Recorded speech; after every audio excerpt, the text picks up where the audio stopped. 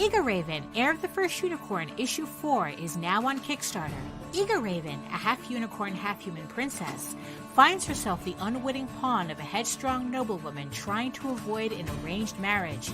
But she finds a silver lining as she competes to become a knight, but her travels reveal many hardships and a growing obsession.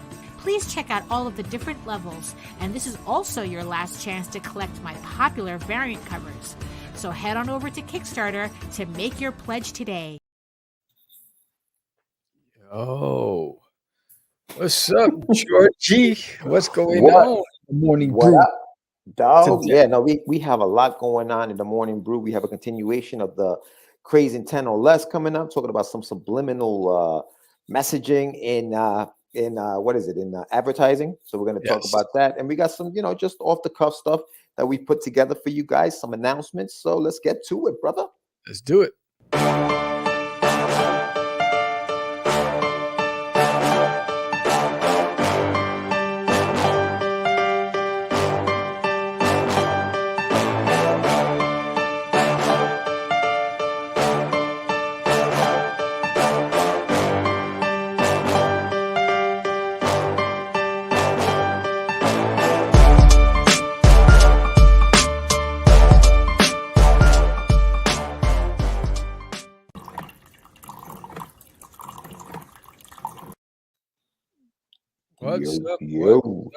Good morning, everyone. Thank you for joining us here on the Morning Brew with the Crazee Crew. We are bringing you another live show, 9 a.m. here on the East Coast, 8 a.m. in the Central Pacific time, right? And then you have 6 o'clock in the morning in Cali. So anybody joining us from Cali or from the West Coast, thank you so much for waking up this early with us. But we have a nice show planned for you guys tonight. But before we get to it, please subscribe to the channel.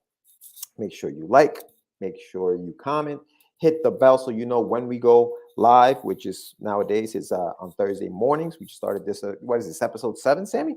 Siete. So welcome. Thank you guys for joining us. You see that? Word. Oh, that goes by fast, bro. It does.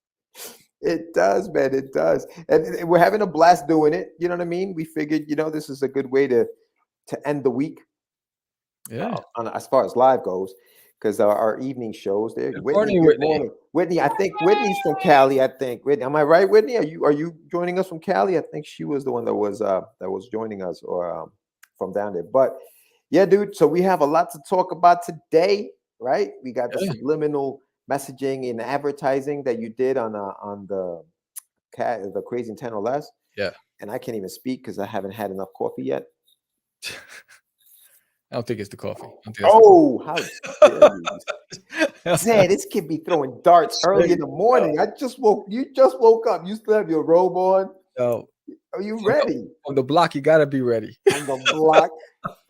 On the block, bro. You got a nice home in Texas. Stop it with the block. Yes, I'm on the block. Yo, I got the abuelos down the block, bro. You haven't been on the block in years, bro. I have the wheelchair crew. I got the cane crew. Damn. I got the arthritis crew. I'm good. Oh my God. Yeah, from Cali. See, I knew it. It was from Cali. Thank you so much for joining us. But yeah, so why don't we just get started into some stuff, man? Let's talk about some of the stuff that's going on. I know we were talking before we came live. You started watching Moon Knight. But before I say that, I just want to say this episode is brought to you by Daphne Lage. You saw the video early in the intro, and Daphne Lage has Kickstarter right now for Eagle Raven, which is on fire right now. Link is in the summary, so check it out. Give it a looky look. If you like it, support it. Thank you again for Daphne Lage and Eagle Raven for sponsoring actually a month worth of episodes of Catch the Craze. So thank you so much, man. Yeah, she's killing it, man. She's killing it. They have a crossover with her husband JD Calderon, who also has a Kickstarter right now. Yes. Hey, what's up, Johnny? Good morning, sir. Good morning, John. But yeah, no, they have like a little crossover thing going on. So if you pledge to both campaigns, you have a 16-page PDF that they're doing together. Great artwork, man. Daphne's a great artist. She's been doing this for a long time, and she knows what she's doing when it comes to comics and drawing comics. But So back to Moon Knight. I started watching it at midnight. Because yesterday was a busy day. There were 3 shows. I was digging it, for again, so I haven't read Moon Knight in over what 15 years. I haven't read Yeah. it at all. So I'm it's almost like a first experience for me again because I thought it was a refreshing different approach the way they filmed this that I thought it was pretty cool. Um you know when you're looking at it you got to piece things together. It's like wait, he just had a seizure and now everybody's just got jacked up, and so I like to see how they got jacked up. I only got 35 minutes into the show, but I'm digging it so far. Yeah. No, I don't think I mean, I watched it last night. I enjoyed it. I thought it was fun. I do like I did like that.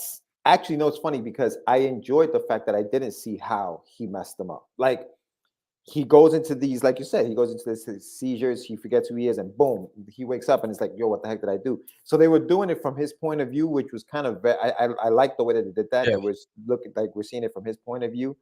He's got a date with a girl. He has no idea how the hell he got that date. Like, who is this guy? So you're asking like, who is Steven? Who is Steven? And is he Mark? Is he Mark Spector? Is he going to be the guy? So it's a very good first episode. I hope that they keep this up because it really got me hooked. I can't wait till next week Yeah, to and then watch the next what's one. crazy is that you know looking at it from an outsider, you know he goes to sleep, he ends up in this country, and all of a sudden he's being shot at. Why was he being shot at? How did they know to shoot at him? Yeah, it's a Those question. kind of things. There's a lot of questions, so I'm sure that they're going to, they started back to go forward or whatever, all that stuff. Yeah, So I'm looking forward to see how it evolves. yeah, yeah. Because it already started with a lot of unanswered questions, right? Oh Who's yeah, the voice, and why him, and all those things. So I thought it was pretty cool. yeah, When you can get the observer or the fan, the viewer, to start asking questions, you're one step in the right direction. yeah.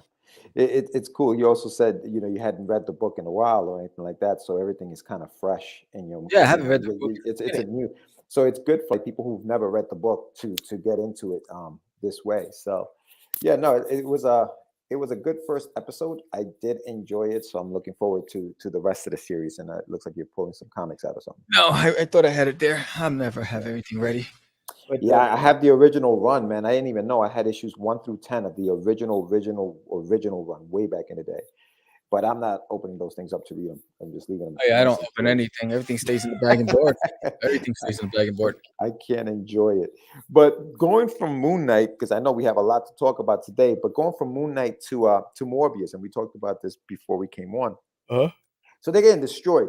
Rotten Tomatoes gave it 20%, 20% on Rotten Tomatoes. Morbius is getting destroyed.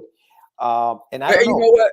You know what? You can't go by what Rotten Tomatoes says because they destroyed other films before that just blew up in the box office.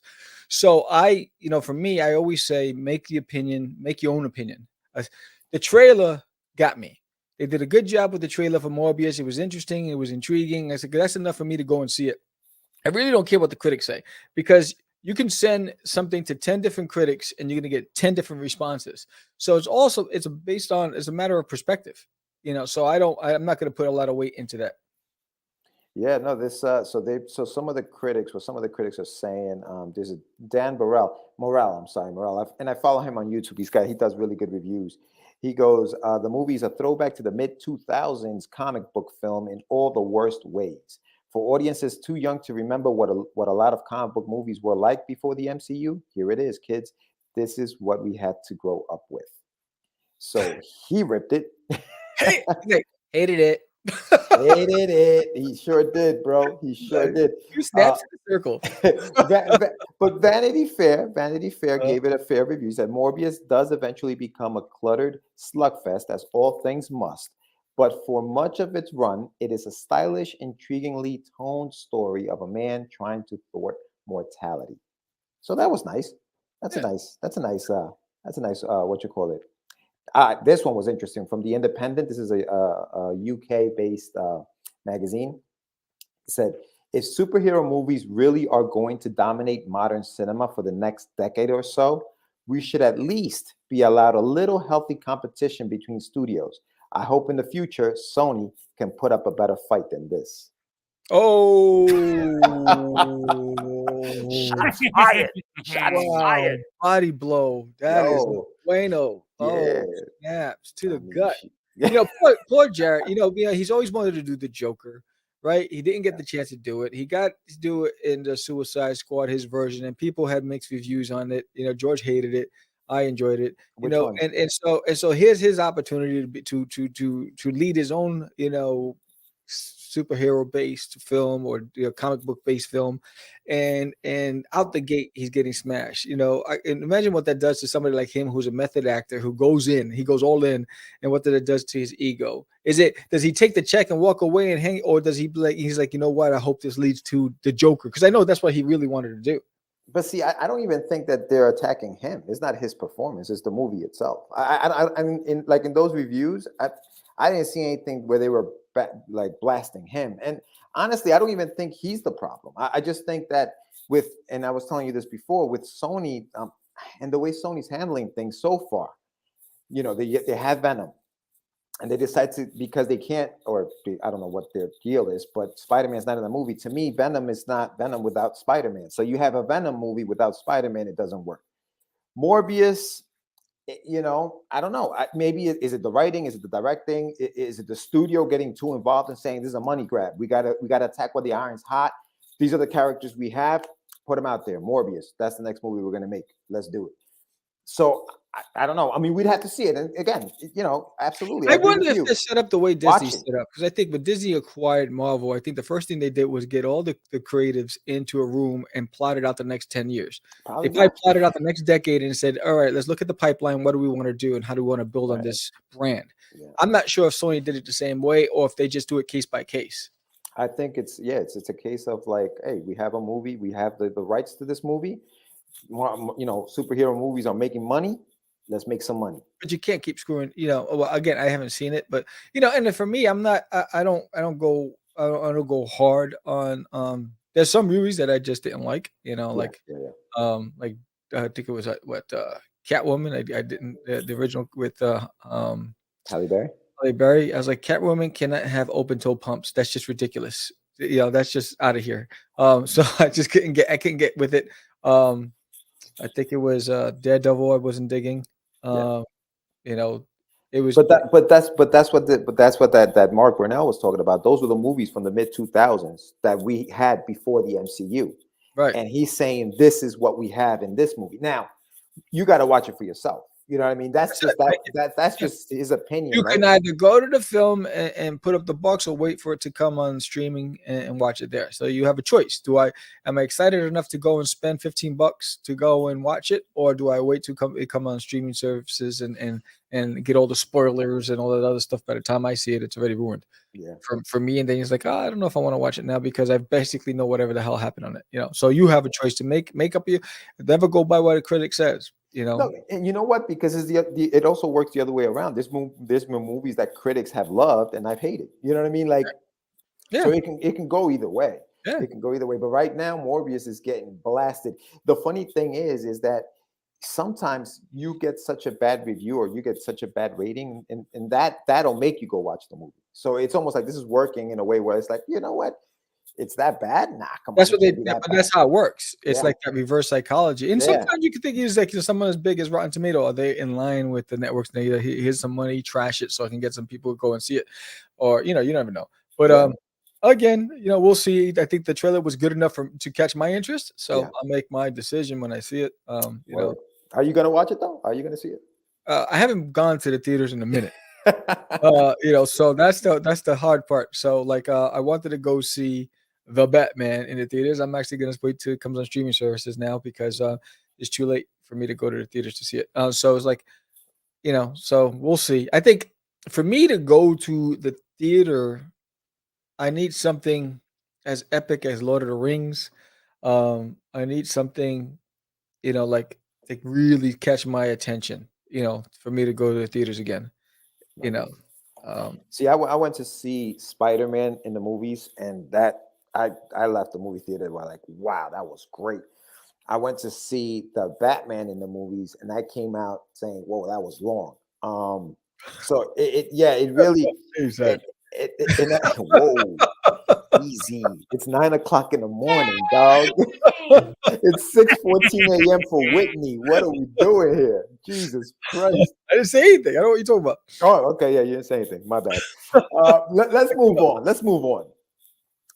The next bit of business, Afro Samurai. For those who are fans of the Afro Samurai anime that came out in 2007, I think, with was it Samuel L. Jackson was the voice of Afro Samurai. They are doing, or they're planning, a release for Volume 1, the manga release for Volume 1. Is this a remastered, a re-release, or is it remastered? Remastered.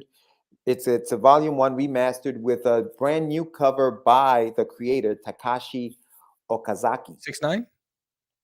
Easy. Yo, where's your head at, bro? No, Takashi 6ix9ine. He's a rapper. I know who he is, but we're not talking about Takashi. How are you gonna insult Takashi Okazaki? I didn't know where you were going. You said Takashi. This little rat. I'm talking about Afro Samurai, the creator of the book. So yeah, no, he's actually commissioned. He was commissioned to do a new cover for the book, and it's for the, like I said, 15th anniversary of the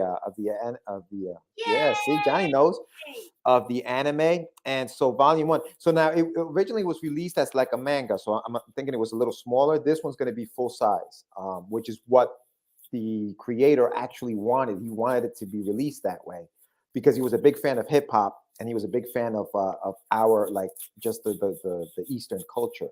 So, or the Western culture, I should say, for him. So yeah, so that's being released. It's being released through Titan Comics, and Titan. I didn't know. Do you know much about Titan Comics, Sam? The publisher itself? Negative. Yeah, they publish things like Cowboy Bebop, Doctor Who comic books, Blade Runner comic books. They publish magazines. They have Simpson Comics magazine, Star Wars Insider magazine. They have graphic novels. So they have a whole array of things. And this Afro Samurai is going to be under their Titan manga imprint. So they're going to start publishing mangas through their imprint. But yeah, so July 26th, that's coming out for all those Afro Samurai fans out there. That's coming out. It's the remastered Volume 1 and Volume 2. So there's going to be 2 volumes of it. Nice. So yeah, good stuff. Good stuff on the indie side of things. That's pretty dope. Afro Samurai. And then before we go to your big announcement, Sammy, let me tell everybody what happened. I got an announcement? Don't you? I thought we were talking expos. I don't know. Don't you?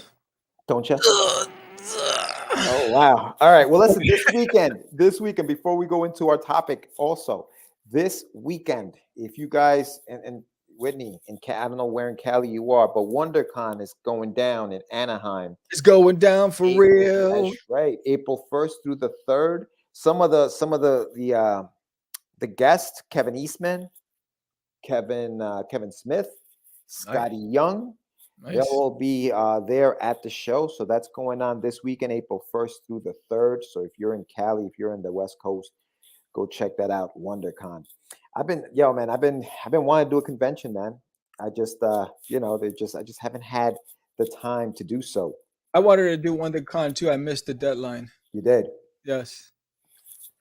I don't think it's selling out, bro. In August, I think, which one was? I just saw that sold out. I think it's one in Long Island here in New York. There's a convention. Everything's sold out. I have to go to Oklahoma. I have to go elsewhere because everything in Texas. Good morning, Arelis. Arelis. Buenos dias. Good morning. Yeah, everything's sold, right? Everything's sold out. And I applied for Dallas Fan Expo for June, and I'm still waiting. I was like, yo, dude, that's around the corner. You don't give people enough time to make make plans. I hit him up. I was like, I'm booking the year, and I need to understand where to put my money. When do he's like, in a few weeks. What's a few weeks? There should be a date, like what is it? San Diego Comic-Con. They tell you apply in September, you'll get your answer in February, so you have at least 5 months to plan. These guys are like, what this was, Oh yeah, that's right. WrestleMania. Hey, we were talking. We were talking to what's his name? Andrew Davis. Andrew D. Yeah, and he was talking about how excited he is about about the WWE's WrestleMania this weekend. It's Yeah. crazy. It's already here, man. Like I remember WrestleMania was big time, bro. Like when I was a little kid, Big time. WrestleMania was everything, dude. I don't even know who's in it anymore. I think he was telling us yesterday. I think it's Brock Lesnar is fighting Roman Reigns. So that's going to be, I think that's the main event, right? Correct me if I'm wrong, Johnny. But Johnny's still a big fan of the Yeah, Johnny rolled the border shore. of the, of the wrestling. Hallelujah. Okay.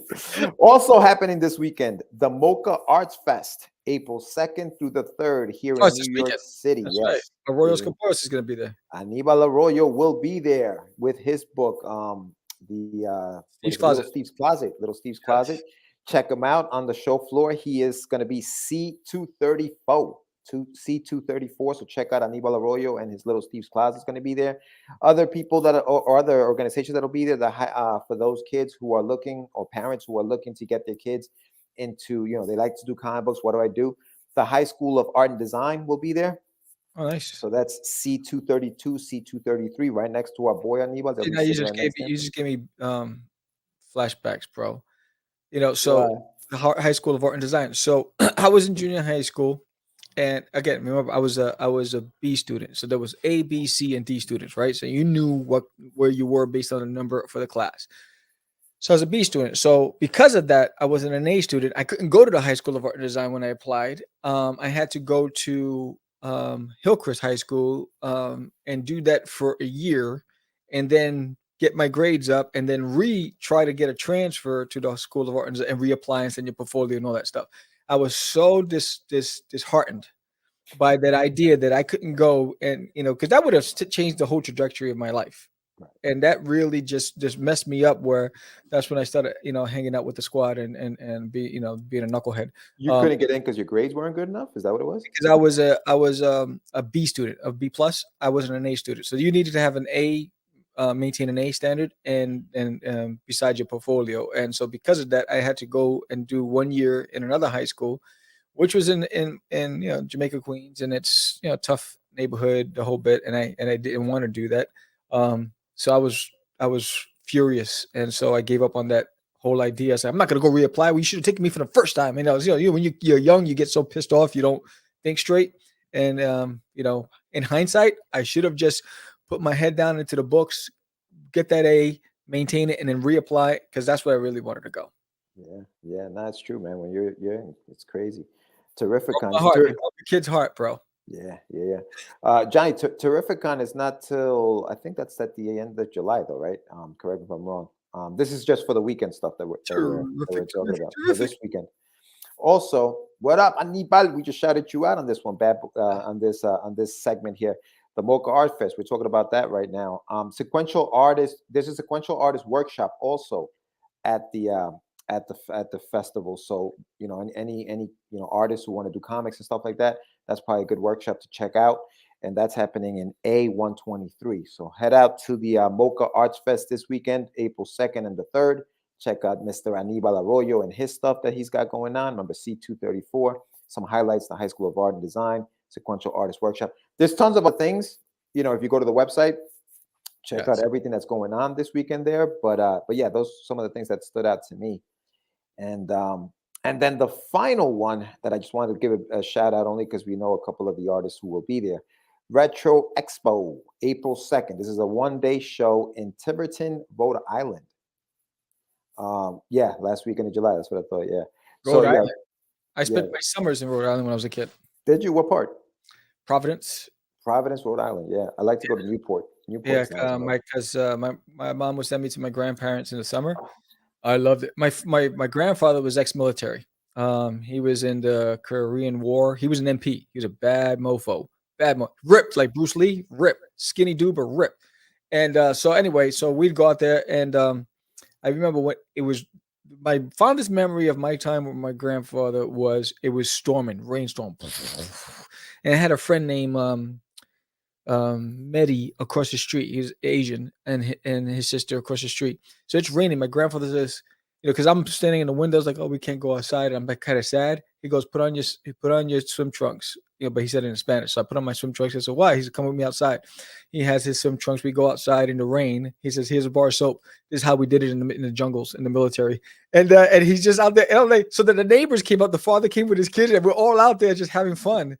And he just changed the mood of the day from a somber, cloudy, stormy day to everybody outside. The neighbors came out and everyone's taking a shower in the rain. This is awesome. This is in Providence back in the day. Yeah, it was awesome. Yeah, nah, that's cool, man. Yeah, no, I like to go out there too, man. It's gorgeous. I mean, everything's by the water, obviously. So we like to go out to Newport and just chill out there. The seafood is incredible, man. If you like, we used to go to this park. There was a park that had a swimming pool, and you go there, and they would always also have free lunches. And so we'd always go to there, and that's my sister tried to drown me, because I didn't know how to swim at the time, so she pushed me in the deep end. And I'm like, there goes my life. Goodbye, crew world. And so they had to save me. And so I made it my mission to learn how to swim because my sister threw me into the deep river. Nice. Let's see. What does anybody say? My grandpa was a real rootin', tootin', shooting, gambling, drinking, rooster fight, betting, pig farm, raising old school Boricua. Wow. Holla. Jesus. Boricua. Yeah, no. So Retro Expo happening April 2nd, 11 to 6 p.m. in Tiverton. 5-2. Diablo. What happened? It was 5-2. Nice. Dynamite. Yeah, it's always the little guys. They're always the dangerous ones. All right, let me get through this. Let me get through this. Getting George angry. You gotta stop. Let me get through this. Not because I want to give a shout out to some other guys that are gonna be there. Good. So Johnny C and Keith Gleason, that's right, will be there. Big shout out to them because they're going to be at the Rhode Island show, Retro Expo. Nice. Remember, April 2nd, one-day show. So go show some support to some of the indies, some of our indie friends that'll be there. Johnny C, Keith Gleason, they will be at the Retro Expo in Riverton, Rhode Island. Remember, Aníbal Arroyo will be at the Mocha Arts Fest this weekend in New York City, April 2nd through the 3rd. So yeah, now go ahead. Now, go. Talk to me. Holla. Tell me all your stories. That's what I'm saying. That's what I felt when I was hearing them. Anyway, so yeah. I don't know what happened to George. I think he's on timeout. He's acting up. Oh my God, it's too early. I'm risking my job over here to be free. I'm risking my life. Oh, good Lord. Risking my livelihood over here. But now, big shout out to everybody. Thank you so much for joining us this morning. We have a nice lively chat this morning. Aníbal Arroyo, Jonathan Syfax up in here. Areli said, what's up? Whitney from Cali. Yes. So yeah, thank you guys for joining us this morning. But so Sam, what we got coming up? What do we got coming up? Let's see.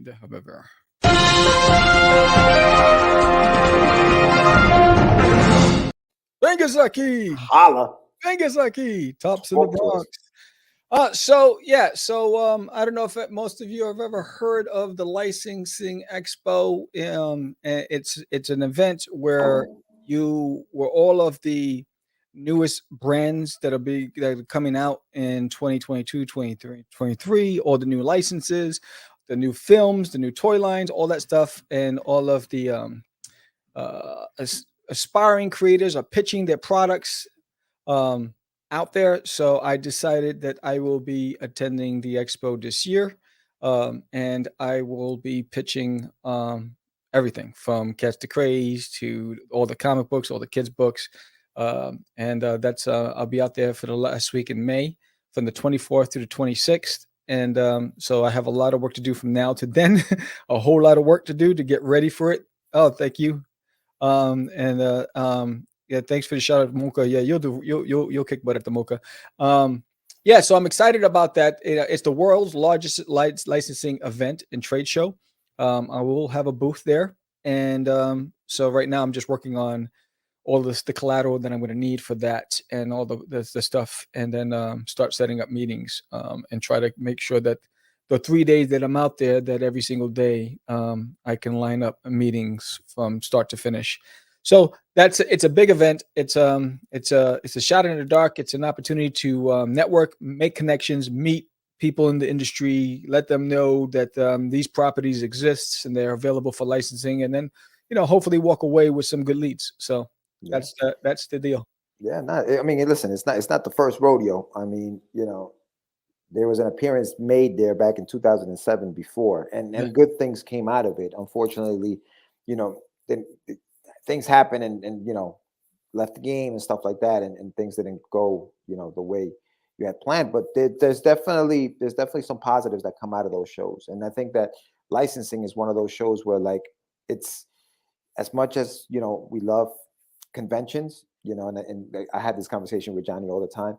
You don't make money at these conventions. Like, this isn't a place, like the conventions, unless you're being sponsored or unless you're being invited for free and there is no overhead, you're not really making any money. Not to say that you're going to make any money at licensing, but that's where the deals get signed. That's where they Yeah. get made. That's where big stuff like that happens. So Yeah, I think here's the way I look at it. When I look at doing the conventions as independents, the ones that are really making the money are the convention promoters, right? And the big names, right? So we're basically fueling that fire and keeping that engine going for them, because we are it's almost like the security industry, right? You're a necessary but an unwanted expense, right? So you need security, but you rather not have to pay for it. And it's almost like being an employee working for somebody, right? And so that's what I feel like. And so I can either take my money and invest in going to Comic Cons all year and stay in the red, and risk not being able, because you never make back everything you spend on it, from production to flights to hotels to food and travel. You almost never make it all back, impossible. not as an indie. Impossible. Or I can say, you know what, take what I was going to do, put all my eggs in one basket, and then go head on and try to put myself in the faces of the people that can actually change the trajectory of my life and the brands. It's a risk. Everything's a risk, but you don't know until you know. And I'd rather know than not know. And being away for as long as I have, I'm playing catch up now. Right. So it's like, you know what? At this point, I'm very confident. I'm very knowledgeable. When we did it, over a decade ago, we were wet behind the ears. I know how to negotiate. I know how to deal with executives, and I've been really honing my craft when it comes to pitching, and really doing my research with regards to presentation and making sure. So now it's just a matter of, let's see what happens. Yeah. Yeah, absolutely. No, that's what I'm saying. That's why, unless you're being invited and you're not paying anything for it, or unless you're being sponsored to be there, there's making that G.I. money Joe. is that way. But I will say this though, and I think for everybody is different, right? For you right now, you feel like that's the move. I got to do this. I got to do it now. If I don't do it now, it's not going to get done, right? For some people, it may be a thing of, you know what? Let me build a fan base. Let me build something through these conventions, so that people get to know who I am, people get to know what I'm doing, and then the end goal is the licensing show. It's strategy. It's whatever That's it. anybody's Yeah. strategy is. You It's you about make your decisions. self-reflection. You gotta, again, Exactly what I would say where to you're at. everybody else: do your own analysis, do your own SWOT Absolutely. analysis, risk versus reward. This was I given it a lot of thought. I've been thinking about this for months. Yeah, I yeah. had a family meeting yesterday to really And dig in. intervention. Intervention, because I wasn't going to do it. And I was like, you know what? I'm gonna put it off for next year. Because it's a big risk. It's a big ticket item, and everybody was adamant that that I should do it, and we figured out how to do it, where it's not going to really hurt. Um, and so I'm like, all right, but which means is it also requires a lot of work. So the next 35 days, I will be creating every single day to put together everything, because it requires, you have to have pitch books, you have to have prototypes, you have to have displays and banners and backdrops and all these things. And so it's a lot of time. But I'd rather commit to this than to go to a convention and not know if I'm going to make that money back. If I'm going to lose money, I'd rather lose money and the world knows, at least executives know, hey, these brands exist. Is there a place? Do we think it's viable? Is it something that we want to invest in? Then going to an event where I sold 50 books, but I still never made back the money I spent. Yeah. Again, it's a choice, right? Yeah. That's your view of what it is. I mean, I think for some people it's different. For some people, it's like, yo, no, I make great money at conventions. I'll do this for a little while before I do that. Yeah, there's some people who I really think do. If you have a fan base and you have a viable product where you know that you're yeah, making no, all that stuff, go for I it. think the only thing that the only way you can go wrong is if you do nothing. Yes. That's the only mistake you can make. Sam going to an international, licensing convention and going in there and spending all that money and maybe not coming back with anything isn't a mistake. It's a risk, right? It's not Risk. a mistake because you tried it and you don't know what can come out of that. There's no guarantee. Going to a convention, going to 50 conventions and losing mad money on conventions because you just like to go there. That's not wrong either. You understand what I'm saying? Like, because you're doing what you, as long as you're doing something, because you never know. All it takes is one person to That's believe it. in your product and you're good, man. I mean, look at the right person. Look what happened with Eminem, right? Everybody turned him away, right? Yeah. And it was Jimmy Iovine.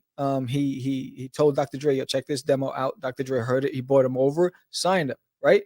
No one wanted to touch 50 Cent. Eminem grabbed 50 Cent, and 50 Cent had one of the hottest grossing albums, of the year when he produced it. It only takes that one person. But if you don't try, you're gonna get turned. I mean, I have a whole folder of all the rejection letters. I mean, I have a file cabinet full of rejection letters like this thick. So I'm not a stranger to that. I think for me, it's just about I'm at a point in life where there's got to be something I have to see. Do I have something or not? And I can do the baby step and follow the cookie crumbs. A lot of it also had to do with the fact that 12 conventions that I tried to attend were sold out. Right. So I'm like, maybe this is a sign. Maybe I shouldn't be wasting my time with these conventions. And so maybe I should focus on the expo. And so that was one of the reasons. So I missed like all these conventions this year so far, even some that are as far out as August sold out.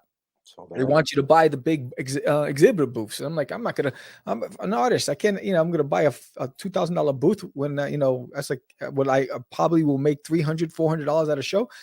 So I was like, nah, maybe this is a sign. And but then I was adamant I wasn't going to do it. Once I looked at the price tag, I said, nah, I can't do this.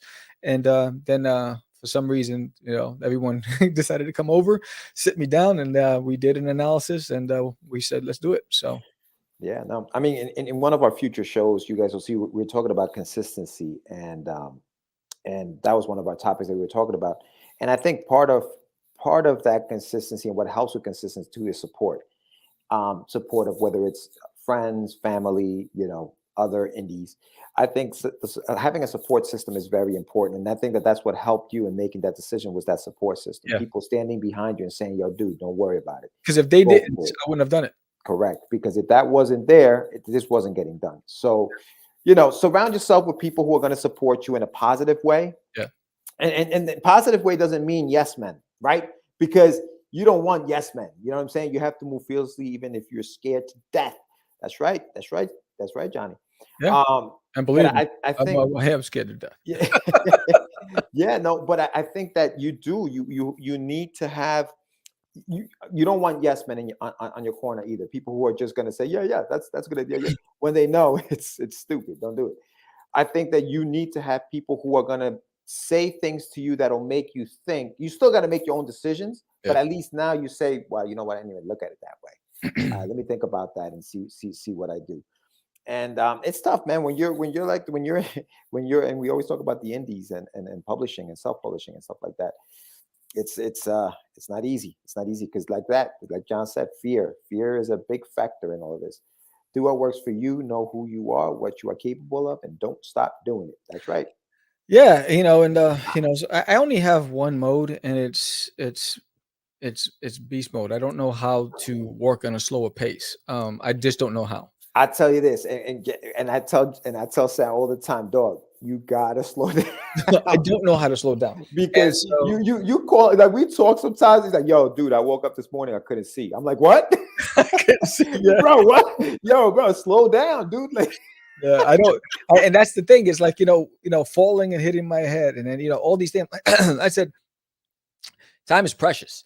I said, it's either go in now while you have the opportunity to do so, because tomorrow can be very different. And so I'm like, no risk, no reward. It's all a gamble. This is probably it's funny. I'm more apprehensive and more nervous about this move now than I've ever been about anything I've done.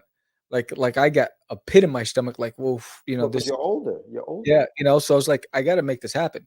And so for me, it's just about, what, now I'm in it, just figure it out. Let's make it happen. And then so I just started creating a list, all the things that I have to have ready, and do a checklist, and how many things I have to get to the printer on time to have it on time, to have it there, all those things, those moving parts.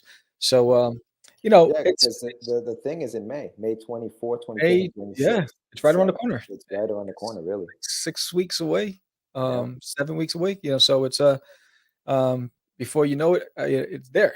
So I'm excited. I'm nervous.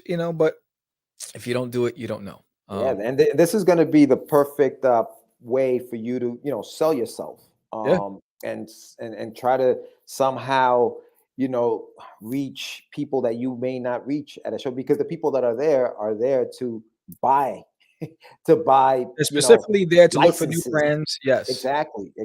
They're there for it. So you have to somehow get into their mind and say, look, you want this subliminally, which kind of talks about what we are going to be talking about in just a few minutes with the subliminal marketing and advertising. And you have to be that when you get there. So it's going to be interesting.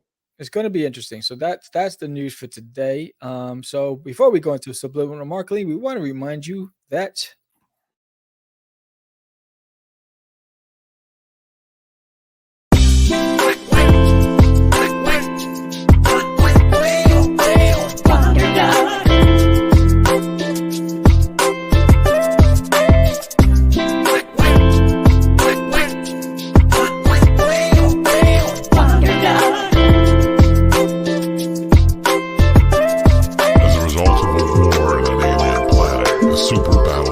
discharged into space, changing the life of one hapless duck and transforming him into a hero called Wonderduck.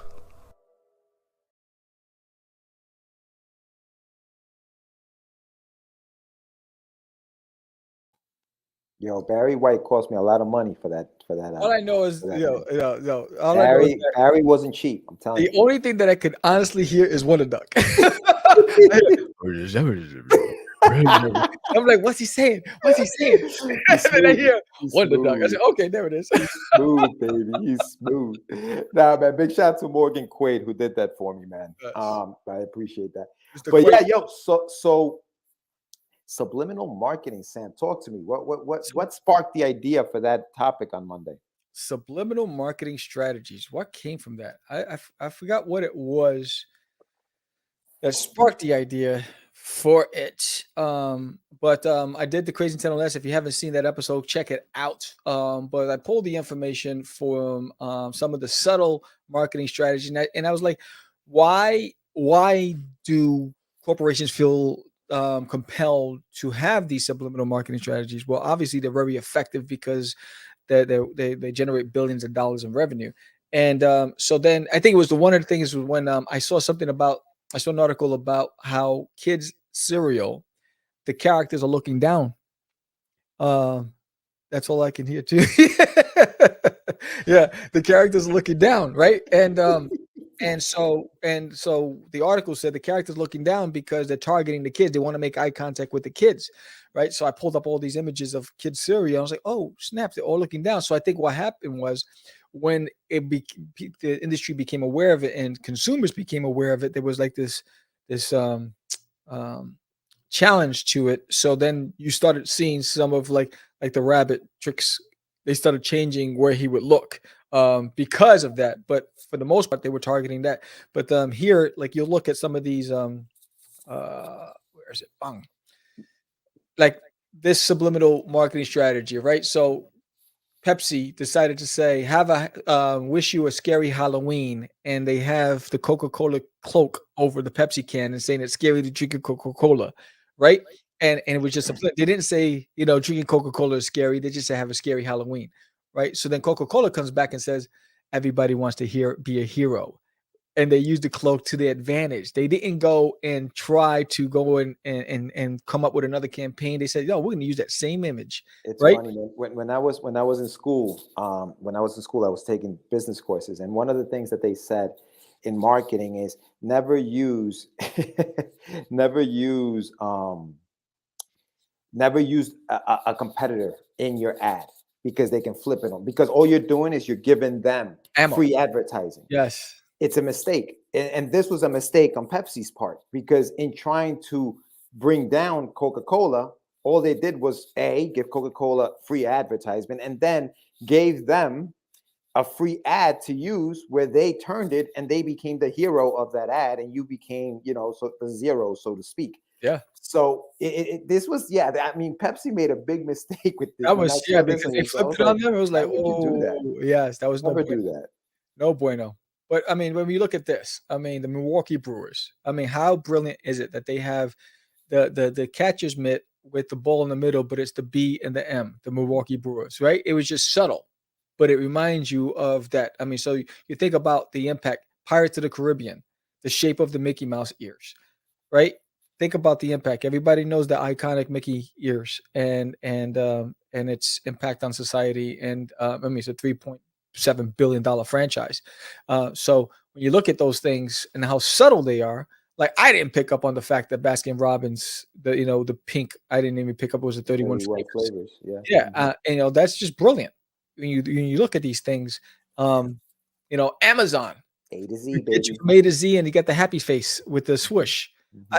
All these things. SFX, they put the talent on the cover to make it look like Sex magazine, right? So is that subliminal? So that what's it gonna do? All the dudes are gonna go out there and want to get that cover because that magazine, because they think it represents sex, but it's really a sci-fi magazine. And to Anibal's point, I wonder if that was done purposely. I wonder if it was a thing of like, hey, John, WWE got together and say, all right, we're going to use this, and that's going to get you endorsements for Fruity Pebbles when they did that. Because The Rock called John Cena Fruity Pebble on one of the shows, and then John Cena signed a deal with the cereal, and he became a spokesperson for Fruity Pebbles. It either could have been that they were working on something, or somebody from the corporate marketing team said, "Hey, as a wrestling fan, you saw The Rock call them Fruity Pebbles. Yo, John Cena's a big name. Let's get him. Let's flip it."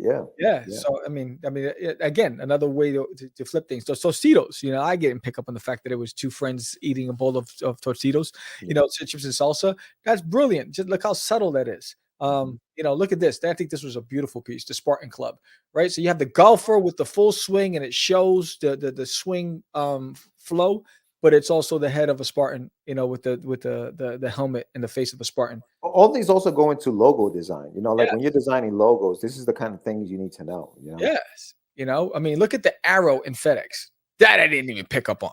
Yeah, right? I was like, oh, the ENDX. Yes. I was like, oh man, you guys are legit. Right. So, that was exciting. I had fun doing this, but the power of marketing, subliminal marketing, it was off the dome. They hated each other during that time. Yeah. So then it goes back to it. What is it? How does one come up with a campaign to influence the subconscious with a visual ad? Mm-hmm. What are the elements behind that? And is it always effective? I guess that's the question. It ended a brilliant plan. You know what I'm saying? So I think for me, it's just like, how many heads have to sit in a room, and how many renditions do you come up with before you come up with a campaign that's going to have a long-term growth impact? Well, I think that's why people spend the most money in their budget in marketing when they're trying to do anything. The marketing budgets are just incredible. Look how much people pay for advertisements at the Super Bowl. Like 30 seconds will cost you millions of dollars. Why? Because you want to get your brand out there, and you want to, whatever logo you have, you want as many eyes on it. You're true. Amazon is so subtle, right? The A to Z, because it works in two ways. Right. You have the A through Z, right? You have the arrow pointing from the A all the way to the Z, but it also forms a smiley face. So you're like, oh snap, like you don't see it, but that's what the logo is doing. And I think logo design, a lot of that is you have to kind of, I mean, I guess you want to incorporate some of that stuff in your brand. And this is something that you obviously, when you go out to the licensing show, you got to look into some of the adverts that you're going to be doing and seeing, okay, how can I influence some of these buyers into coming in here and taking a look at what I'm doing? Colors. They say colors is a big deal. They do that too. You know what I mean? Yeah, colors. I mean, look at these cereal boxes. How they all look down to make eye contact with the kid. And I think that's brilliant. Yeah. I also know that in supermarkets, for example, or anywhere with your toy stores, they're always candy shops. They're always going to have things on lower shelves because that's where the kids are able to grab stuff and just say, "Daddy, Mama," you know what I mean? Whatever they want to buy it. So strategically, some of these brands buy the lower part of the shelves. And not only that, I mean, selling kid stuff. Yeah, we call it the Q line, right? So the Q line is, when I took over a business when I was in retail, I became the general manager for a location that was, struggling for a minute. And so I assessed, dollars per square foot.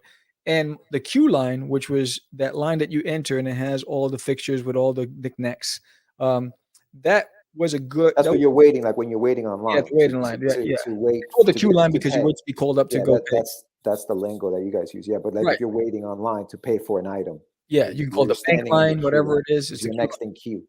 Yeah. So what happens is I looked at the potential gain from it. At that time, I think it was about like 8% of the store's volume. So what I did was I spoke with corporate. I did my presentation. We added extra fixtures to lengthen the queue line, and then I hired a specific team just to stock that queue line. But then we identified key categories that people want, impulsive buys, those last minute and that they forgot when they were shopping. Like women love candles, scented candles, all these things. Men love technology. So we made sure we had iPad gadgets and and Bluetooth gadgets. So we targeted specific things, the kids that'll be on the line. We targeted specific easy grab and go toys. And they became like 14% of the store's revenue came from that because we really strategically. So there is a science behind understanding the wants, not necessarily the needs, the wants of the consumer. Yes. And because when you're standing on that line, you have no choice but to look at your left and the right and see what's on there. Like, oh, you know what? I didn't see this. Oh, you know what? We have a refrigerator and it has drinks, soft drinks. Oh, I need to get one. Boom, I'm thirsty. Oh, we have chips and candy. So you know what? I'm going to get one for the car because it's a 45-minute drive home and I need a snack. Boom, boom, boom, boom, boom. And so there's a way even revenue. Yeah, not so much now, but back in maybe 15 or something years ago, when they were designing department stores, have you ever noticed you have to walk when you're going up an escalator? Mm-hmm. It's very rare that the next escalator going up is right next to you. It's usually around the store to go all the way back up. And they do it so that you have to walk around the store to get to the next level. Yes. They don't just put it right next to it because what would be the use of that? You go up, you're not seeing anything. There's a strategy to everything, man. And it's like we live in a world where we don't realize how much we're impacted by a lot of those strategic placement or anything like that. It's all strategy and it's all made to sell you something. Right. And I think that's the biggest lesson for me that I took away from it, because I really didn't look at it when we're creating the ads or creating logos or that portion of it never dawned on me. Yeah, it's part of the design element. You know what I'm saying? That's the portion I really didn't pick up on. I was like, oh, and so this was a great education for me when I was doing the Craze and LS on this, because it made me aware of, how one image can make or break your brand or your whatever you're trying to promote at the time. Yeah. No, it's an interesting topic, and for those, obviously, for us who are in in the business of selling things, you want to know some of those tricks of the trade, so to speak, that will make, you know, a color red. Red is always used for sales, right? It's a powerful color. It's red, you know, red and yellow McDonald's. It, you know, for some reason, those colors make you hungry. So that's the colors they use. Like, there's so much psychological aspects to even the colors you use, the placement, the font you use, the lead, everything. There's a reason why everything is being done. And the more you know that, the more effective you become as a marketer, as an advertiser, you know, as a creator in some cases. It's very interesting. It's very interesting. Yeah, it's fascinating. It's a great eye opener, especially in the field that we're in. We're in a creative space with a lot of, we use image to sell. You know, I would suggest everybody just take a hard look at, you know, your approach to promoting yourselves, because this is a great tool. If you can fine tune it and come up with something really, to really capitalize and really push your project forward. You know, I think that's a great way, a great schooling. Yeah, not huge, man. Huge. Yes, indeed, my friend. But yeah, no, that's interesting, man. That's interesting. And what do we got going on next on this one, Sammy?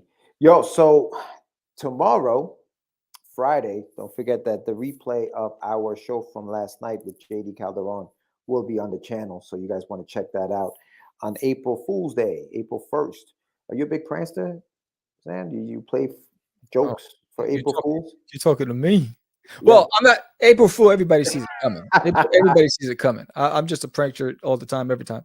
You know, when I worked in, when I wasn't a brokepreneur, and so we had an executive office, a suite, right? And there was 4 administrative assistants, right? And you had 2 ways to get into the suite, and there was these long corridors. And on one side, on the north side, there was one who she was responsible for the boss, right? So she was the DVP. She ran all the other VPs reported to her. So, and then all the other officers, they had 3 other administrative assistants that were scattered throughout the suite that were responsible for all the other 7. So I used to go in there and I used to scare the administrative assistants.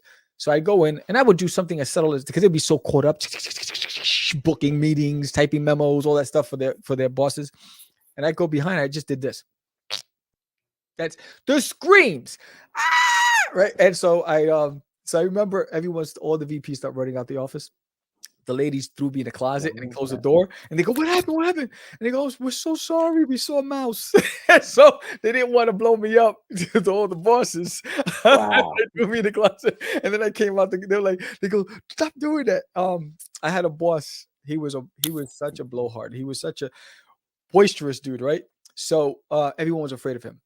Everyone was afraid of him. The F-bombs that he would drop. He was a big dude, white hair, looked like John Gotti, right? So I got, so one day I decided to get him.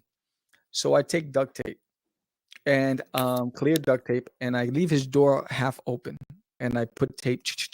So when you open it, you're gonna get caught up like a spider web. So he's got his $5,000 suit on or whatever. So he goes walking into his office, and you hear mother, and he's dropping that. He's like, "Sir," and everybody leaves their office, and I go to his office, and he says, "Sit down," and he starts going off. He's going up, and he's yelling at me, and then he's turning red. So I go to his phone, and he goes, "What are you doing?" I said, "I'm calling your wife." He goes, "What? What did you say?" He says, "Why are you calling my wife?" I said, "Because if you have a heart attack, I'm gonna tell her it's not my fault." And but I was always into shenanigans. Sorry I asked, Sam. Sorry. Oh man, what a nightmare! What a nightmare working with you. Holy, it was awesome. Yeah, it was awesome. Man, I'd love to talk to these people one-on-one and find out their side of the story. But man, that was another great episode. Thank you so much, everyone, for joining us today on the Morning Brew with the Crazee Crew. I still got to get the name. It's 7 episodes in. I still can't get it. Yeah, I know. But yeah, Sammy, so that's all I got for today. I want to say thank you to getting us to 95,000 views. Thank you so much, everybody. Right? We appreciate every single one of you. We are trending to break 110,000 views by the end of the year, which is pretty fantastic. Yes. Please subscribe if you haven't done so already. Give us a like. Don't forget, our sponsor, Daphne Lage, Eagle Raven, is on Kickstarter right now. Wonderduck right now is signing up for the launch on May 4th. Don't forget, the link is in the summary. And don't forget, Duty's coming. Part 2. There's an Alien in My Toilet launches May 31st. The landing page is active. Sign up today. And for all of my thank you, Whitney, for everybody out there who's backed the first campaign for Disney in My Toilet.